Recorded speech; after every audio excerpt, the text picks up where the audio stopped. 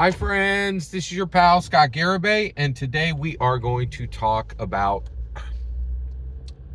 Dungeons and Dragons and Critical Role Campaign 4 Aramon, and I want to make the point. I want to give new receipts for my supposition that you have absolutely no choice but to watch Critical Role. So I roll pretty hard against Critical Role here, and the reason why is I want more from them, and I understand where they are. They are a banner carrier for Dungeons and Dragons. They are an agent. They're an advocate every day out there saying, this is Dungeons and Dragons. This is what Dungeons and Dragons is about. Dungeons and Dragons is the greatest game in the world. Dungeons and Dragons, Dungeons and Dragons, Dungeons and Dragons, right? And they sacrificed a lot to be the number one representation of Dungeons and Dragons in the world. They smashed a game. They just smashed on the ground a game they spent 2 years making. Daggerheart is a $60 brick at this point. Useless, completely forgotten, useless, nothing at this point, because they sacrificed it on the altar of Dungeons and Dragons success, right? And I think it was important, and we all need to understand they wouldn't be where they were right now if they weren't all in on Dungeons and Dragons. That's a great way to think about Critical Role. They are all in on Dungeons and Dragons. I truly believe every single whisper they say about Daggerheart at this point is purely a gesture. There's no real impetus or momentum there. Why should there be, right? So I come at Critical Role and I say, hey, this should be better. This should be better. I don't like this. I don't like this, right? And people are like, well, if you don't like Critical Role, don't watch it. Which is, I just want to, this is a completely ignorant, ridiculous statement. And I want to present receipts here that no one connected to Dungeons and Dragons has the option to not watch Critical Role now. It just simply can't be done, okay? First of all, it's not even possible. If you could do it, you shouldn't, right? So let's get all the way there on this. Okay, so where does this idea come from? So first of all, people say you don't like Critical Role. That is correct. I don't like Critical Role. I do appreciate Critical Role. I don't like watching Critical Role. I find it very difficult, right? It's too long. It's too complicated. There's too many D jokes. It's too crass and crude. There's a lot of things I don't like about Critical Role. What do I appreciate about Critical Role? They have made Dungeons and Dragons, they have put a ×3, ×10, ×30, on Dungeons and Dragons. It's at least 3 times larger than it would have been without Critical Role. It's possible it's 30 times larger because of Critical Role. And the other thing is, without a doubt, Critical Role is a supercharger in the vehicle that is Dungeons and Dragons. Dungeons and Dragons performs so much better with Critical Role, right? And so it doesn't matter if I think the sessions are too long. It doesn't matter if I think Matthew Mercer is lazy at the time he should have been critically pushing forward, right? I think, stepping down and handing his crown to Brennan Lee Mulligan was catastrophically bad for Critical Role, catastrophically bad for the Dungeons and Dragons community. He did it, right? And it doesn't matter what I think about that.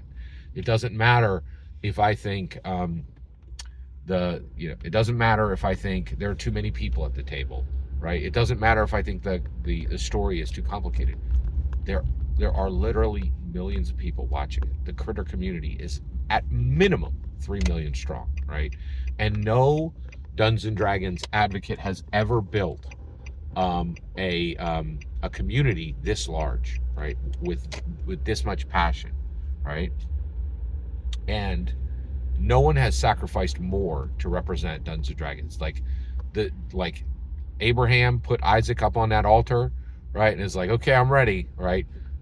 Critical Role did the deed. They went all the way through. There was no ram, right? They're like, oh yeah, we will definitely sacrifice Daggerheart on this altar to remain Dungeons and Dragons millionaires, and that's what they did. And it was extreme. And you're like, well, what's the big deal? So, I was like, they carefully timed the purchase of that thing, and I do not want that forgotten.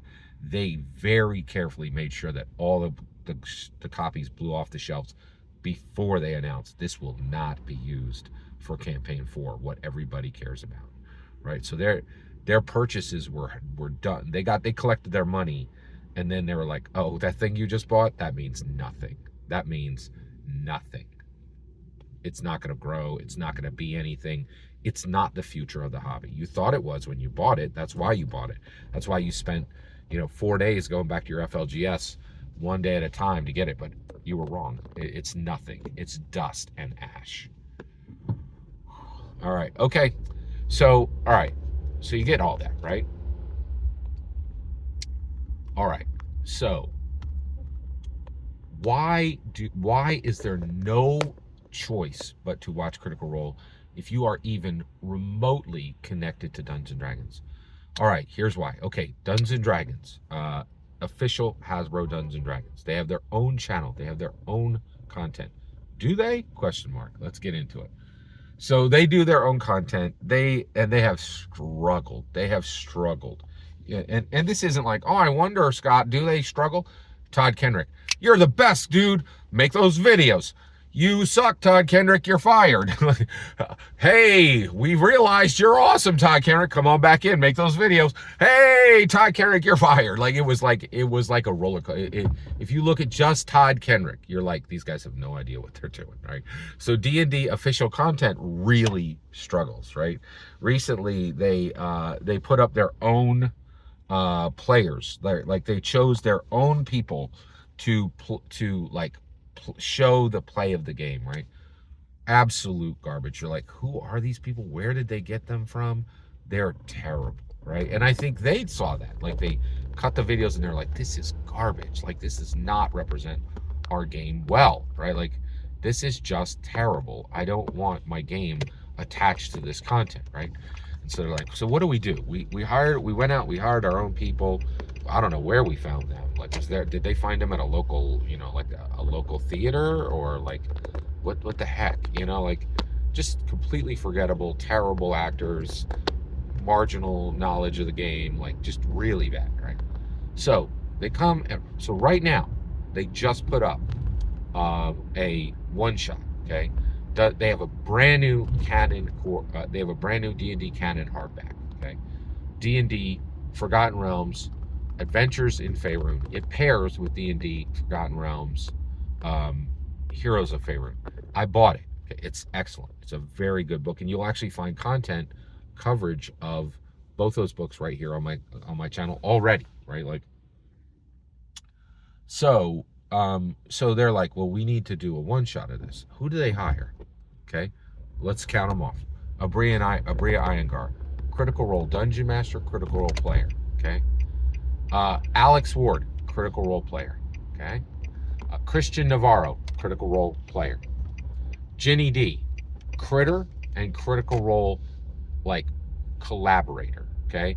She's never actually been she has never sat down for a full campaign, but to say that she's like not connected to Critical Role is simply not true, right? She's done ads directly with Laura Bailey. She's done promotional material for Daggerheart.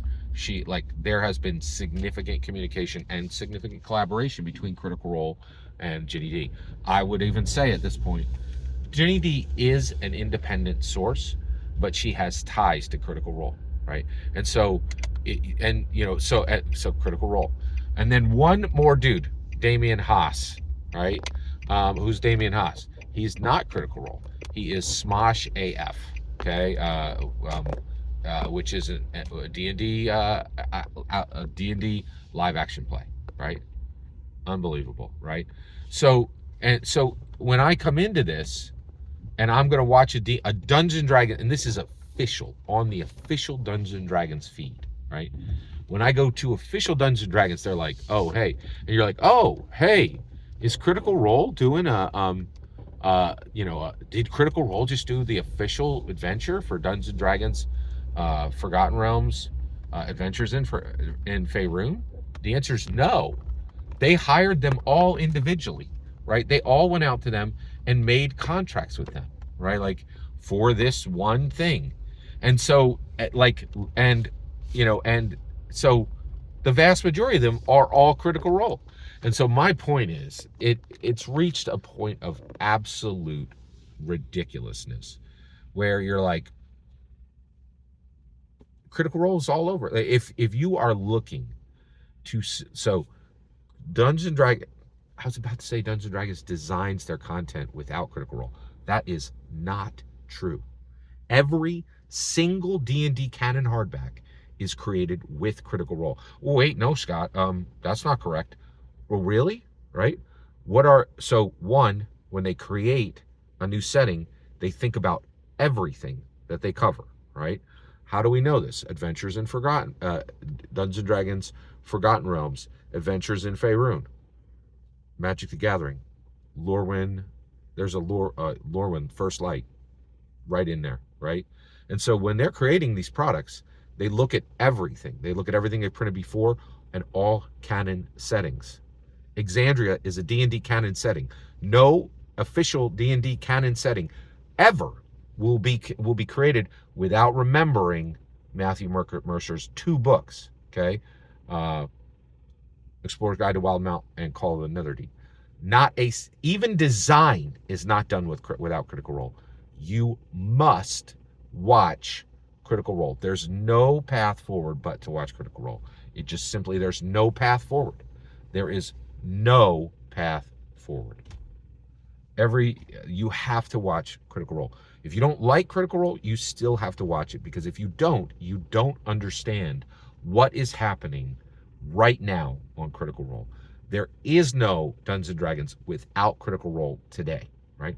We may get to a day, actually we're never going to get to a day where Dungeons and Dragons is sans Critical Role. There are 2 D&D canon hardbacks. Every single time a new setting is created, they'll go, oh, should we just do a refurbish or additional material for that? It will never be forgotten. It's written in permanently, right? D&D is Critical Role. Critical Role is Dungeons and Dragons and nothing else. Nothing else. Daggerheart is a pile of ash at this point because they burned it, in my humble opinion. They virtually burned it, right? Not literally. Thank God nobody's literally burning Daggerheart. Literal burning of books is reserved only for Dungeons and Dragons by extreme zealots in the 80s. Whew. Oh, and extreme zealots in the 20s, in the 2020s. Wow. Extreme atheist and agnostic zealots. Wild that your book is both burned by atheists and agnostics, and your book is burned by evangelical Christians. That's like, boy, you've arrived then, haven't you? Oh man, wow. Oh jeez, no, nobody wants books burned. Nobody wants books burned.